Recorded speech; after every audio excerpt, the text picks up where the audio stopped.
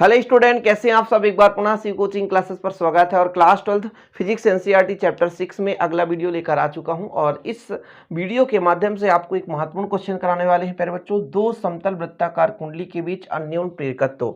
इसके पहले हमने दो लंबी परिनालिकाओं के बीच अन्योन प्रेरकत्व देखा था।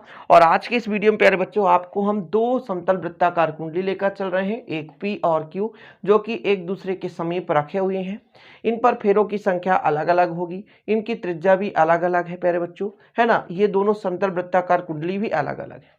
अन्योन प्रेरकत्व या अन्योन प्रेरण के बारे में आपको पता है कि जैसे हमने दो कुंडलियों के पास मतलब दो कुंडलियों को पास पास रख दिया। यदि भी एक कुंडली में हम धारा प्रवाहित करें तो दूसरे कुंडली में प्यारे बच्चों धारा प्रवाहित होता है। और ये कैसे पता चलता है, तो धारा मापी में क्या होता है, विक्षेप होता है। धारा मापी में विक्षेप से ये पता चलता है कि कुछ न कुछ यहाँ पर कुछ क्रिया हो रहा है। अब उस क्रिया को ही बोल दिया गया प्रेरित विद्युत वाहक बल प्यारे बच्चों। और उसी प्रेरित विद्युत वाहक बल के कारण एक धारा बनने लगते हैं जिसे प्रेरित धारा कहते हैं। और ये जो संपूर्ण प्रक्रम होता है उसे अन्योन प्रेरण कहते हैं। तो जब हम प्राथमिक कुंडली में धारा प्रवाहित करते हैं तो द्वितीय कुंडली में प्रेरण की क्रिया हो रही होती है। इसी कारण अन्य के कारण दूसरे के कारण यहाँ पर प्रेरण यानी प्रेरण की क्रिया हो रही है, प्रेरित धारा उत्पन्न, इसलिए कहते हैं अन्योन्य प्रेरण। दूसरे के कारण इसलिए अन्योन्य प्रेरण। ओके, तो दो समतल वृत्ताकार कुंडली लेकर चलेंगे हम। यहां पर दो समतल वृत्ताकार कुंडली पी और क्यू लेकर चलेंगे प्यारे बच्चों, है ना। एक को हम प्राथमिक कुंडली मानकर चलेंगे, दूसरे को द्वितीय कुंडली मानकर चलेंगे। और इनमें फेरों की संख्या, त्रिज्या सब अलग अलग होगा। ओके, तो हल करना शुरू करते हैं। जो भी आपका क्वेश्चन था उसका उत्तर लिखेंगे प्यारे बच्चों, ठीक है। कि माना एस पी और क्यू दो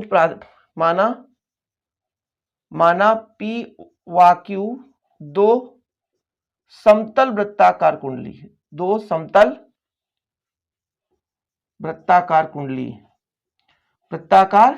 है। माना पी और क्यू दो समतल वृत्ताकार कुंडली है जो एक दूसरे के समीप रखा हुआ है, एक दूसरे के समीप रखे हुए हैं, एक दूसरे के समीप। पी और क्यू दो वृत्ताकार कुंडली है ना। इसको हम प्राइमरी मान सकते हैं, इसको हम सेकेंडरी मान सकते हैं, क्योंकि प्राथमिक कुंडली द्वितीय कुंडली, ठीक है। दोनों कुंडलियों की त्रिज्या क्रमशः R1 व R2 है तथा फेरों की संख्या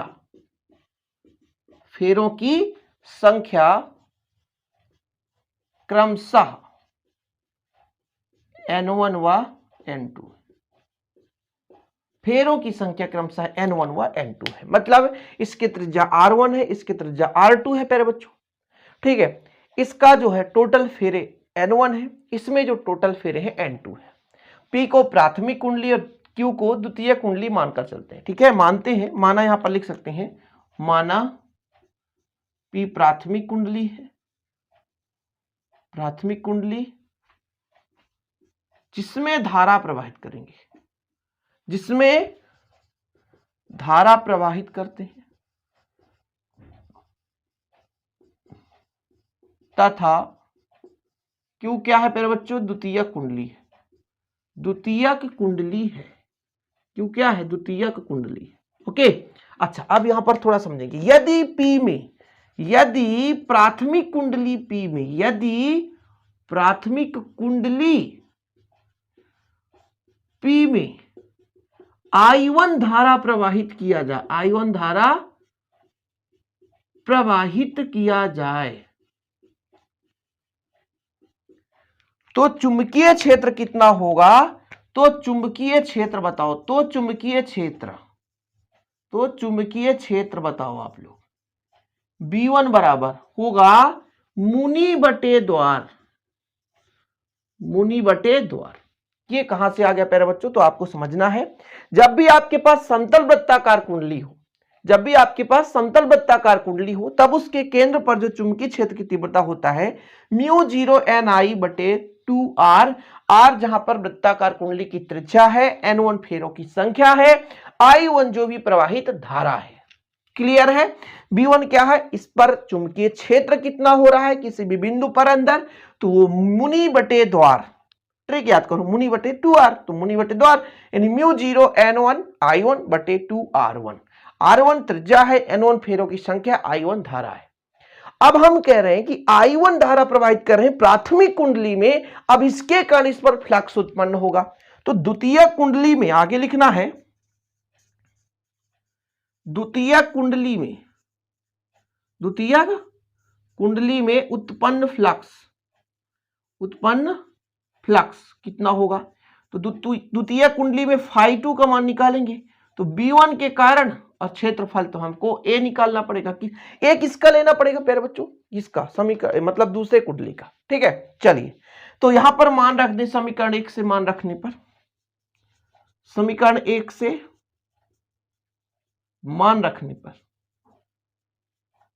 समीकरण 1 से मान रख दो, कितना हो जाएगा? phi2 बराबर कितना हो जाएगा? B1 का मान कितना? म्यू 0 N1 I1 बटे 2R1। और प्यारे बच्चों चाहे तो आप यहां पर निकाल सकते हो A का मान, लेकिन A का मान बाद में रख सकते हैं, चाहे डायरेक्ट रख सकते हैं। अच्छा, ये एक वृत्ताकार कुंडली है, तो क्षेत्रफल कितना होगा? पाई R2 स्क्वायर। ये दूसरे का हम लेकर चल रहे हैं, R2 त्रिज्या है, वृत्त का क्षेत्रफल पाई R स्क्वायर होता है। वृत्त का क्षेत्रफल क्या होता है? पाई R स्क्वायर होता है।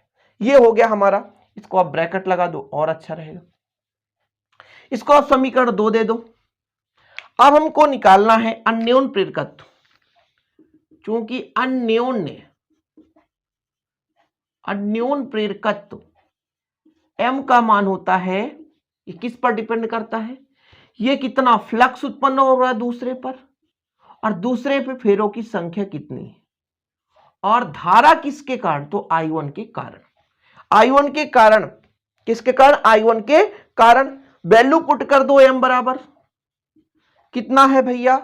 ठीक है, N2 I1 बटे, तो N2 I1 रहने दो, देखिएगा N2 है तो N2 रहने दो, ठीक है, I1 है तो I1 रहने दो। phi2 का मान रखो कितना? म्यू 0 N1 I1 बटे 2R1, ठीक है, clear, into pi R2 square. Clear?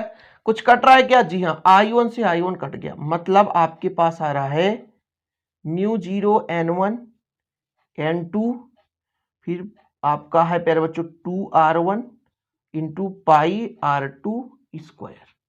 ये आपका M का मान। एक दो लाइन और है, थोड़ा स्क्रीनशॉट आप ले लो। क्या बिल्कुल कंप्लीट दिख रहा है आप लोगों को? जी हाँ, पूरा कंप्लीट है प्यारे बच्चों, आप लोग इसका स्क्रीनशॉट ले लें। ठीक है, थोड़ा सा बचा हुआ है जो कि आपको करना है, थोड़ा सा और बचा है। ठीक है, अपेक्षिक चुंबकशीलता मानकर चलेंगे, बस आपका आंसर हो जाएगा। ठीक, यहां तक आप लोग कर लें। म्यू 0 N1 N2 बटे 2R1 और पाई R square. Mu 0 N1 N2 into pi R2 square है। R2 क्यों लिया गया? क्योंकि द्वितीय कुंडली का क्षेत्रफल लिया गया है, और नीचे 2R1 है। तो अब क्लीन कर दिया जाए मेरे बच्चों, यहां पर थोड़ा सा है ना, क्लीन कर दें, थोड़ा सा और करना है, इतना हम क्लीन कर देते हैं।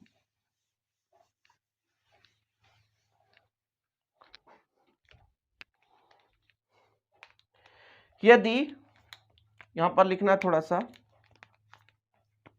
यदि दोनों कुंडलियों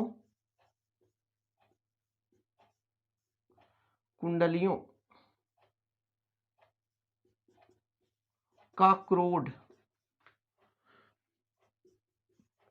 म्यू आर अपेक्षिक चुंबकशीलता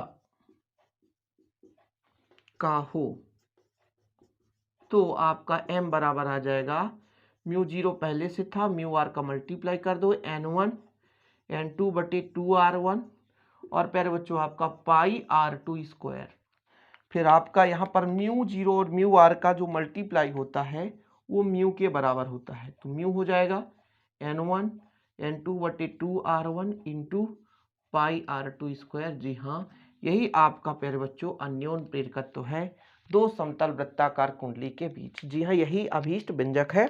आगे आप लिख सकते हैं यही अभीष्ट व्यंजक है, यही अभीष्ट व्यंजक है, यही अभीष्ट क्या है? व्यंजक है। कंप्लीट। यही अभीष्ट व्यंजक है। देख लो और कंप्लीट कर लो, तैयार कर लो। उम्मीद करता हूँ आप लोग इसे अच्छी तरीके से समझ लिए होंगे और अच्छे से तैयार भी कर लेंगे। छोटा सा व्यंजक है, कई बार है ना ये एग्जाम में पूछा गया है और अब मेरा यही टारगेट रहता है कि पूरे क्वेश्चन कराऊं ताकि आप लोग किसी भी स्टेट बोर्ड से हो, एमपी से हो, सीजीएस से हो, बिहार और राजस्थान, झारखंड कहीं से भी अच्छे से तैयार करें। और नोट्स के लिए आप कॉन्टैक्ट भी कर सकते हैं 9685299149 पर प्यारे बच्चों, ताकि आप लोग वीडियो तैयारी कर सकें। और वीडियो पसंद आए तो लाइक करें, दोस्तों के साथ शेयर करें। मिलते हैं अगली वीडियो के साथ, तब तक के लिए जय हिंद, वंदे मातरम।